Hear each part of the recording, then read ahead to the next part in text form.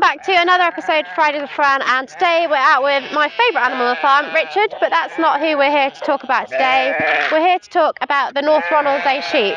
So these are one of the most old primitive breeds of sheep we have here on the farm park, and they have a really exciting, interesting story to tell.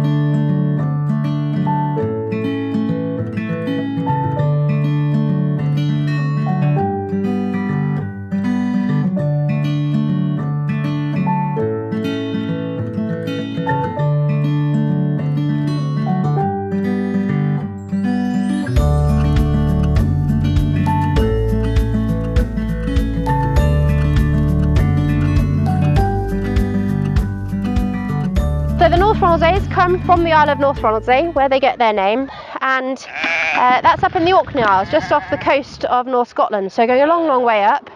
And on the Isles there, the farmers kept them almost like a feral flock, using for lamb and wool, but they run sort of feral around this little island.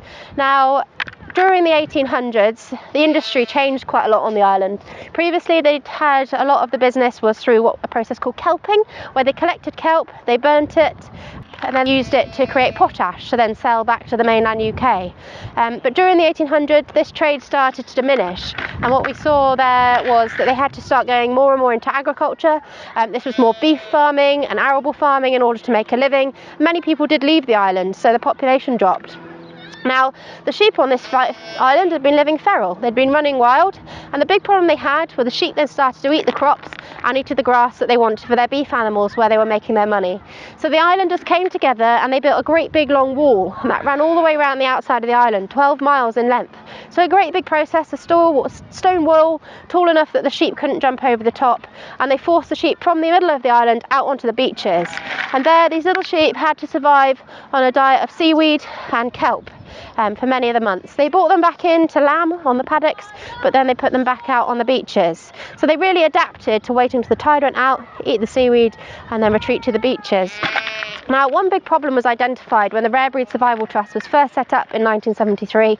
You had the whole population of this breed living on this one island on the beaches there.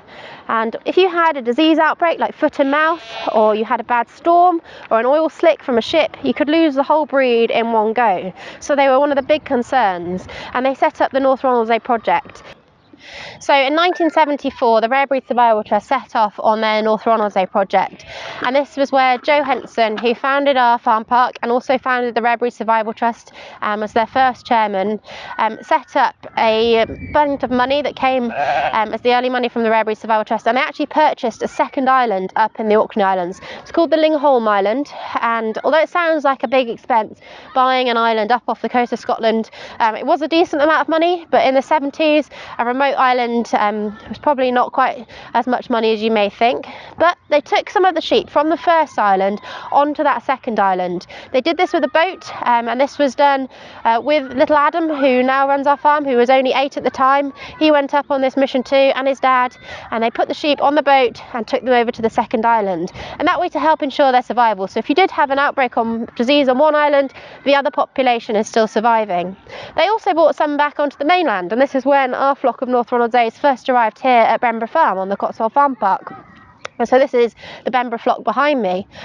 So when we first got them here, Joe turned them out into a field of lush Cotswold grass, thinking they'd be absolutely thrilled after generations of surviving on seaweed. They're actually a little bit picky, and for the first few years they were here, Joe had to buy dried seaweed from down in Bristol off the channel and bring it back up here to feed this picky little breed of sheep, the North Ronaldsays. Generations on now, the sheep will happily eat grass, they thrive on it. We have found though across the breed that they have a lower resistance to copper. So sheep need a small amount of copper in their diet, but too much can make them ill. The North Ronaldsays in particular, even just a small amount of copper can make them unwell. We found that pig food has a much higher dose of copper in it than sheep food, because they need more copper in their diet. So if the sheep eat too much pig food, it can make them unwell. So we have to be really careful that our North Ronaldsays don't get into our pig food. So with some of our sheep, they share paddocks with the pigs, and it doesn't matter if they steal a mouthful of 2 of the pig's food. The North Ronaldsays we have to be particularly careful with. You'll notice within our flock, and it's the same with all the flocks that we have around the country now, their numbers have greatly increased. They come in a range of colours, and they also can come with horns, and they can also be polled, which means they have no horns, and we have both within our flock. and neither are an identity of a good or a bad sheep. They just vary massively. So we've had our little Bembra flock here right since the 70s. As I say, they do vary massively, coming from black to almost white in colour, and even with our lambs that variation is still the same. Now this year we put our ram in with our ewes, and we were thrilled that he, when he had his coloured raddle paint on his chest, he marked up many of our sheep quite early on, and we've had several lambs, but towards the end of tupping season our ram became quite unwell. It was clear he wasn't feeling himself, and he had to go on a course of antibiotics, but what it did mean was he clearly wasn't in a state to be breeding, and it's meant that a couple of our North Ronaldsays this year haven't actually got pregnant. They're not in lamb.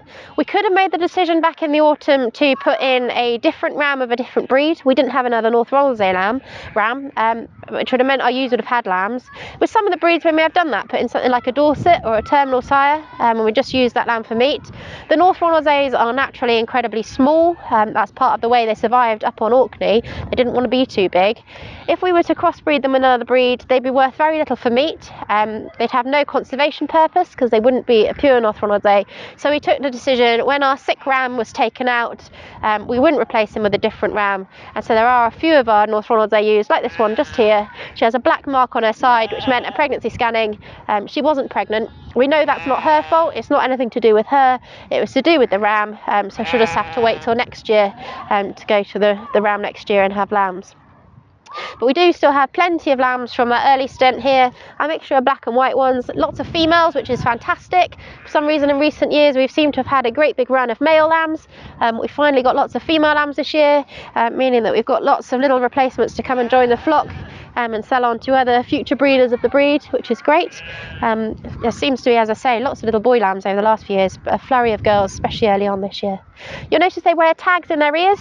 All of our sheep do. We've got a white tag for this year, so those will be in their ears right through as they grow on.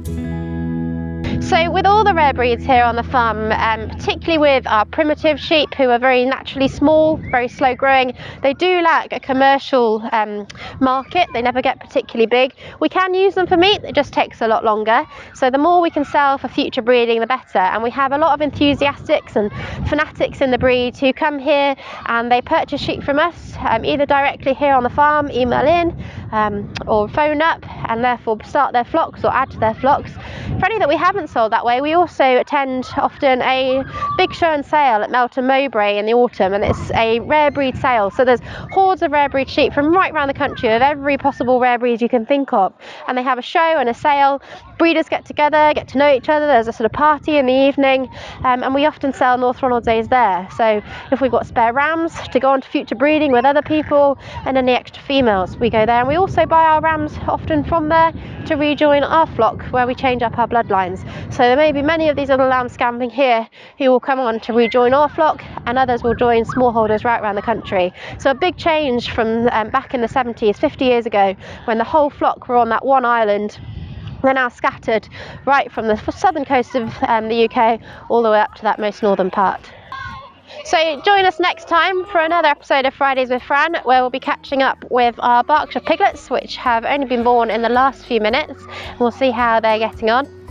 And if you've got any questions, whether it be what we've covered today with the North Ronaldsays or anything else that happens here at the farm park, just pop it in the comments below.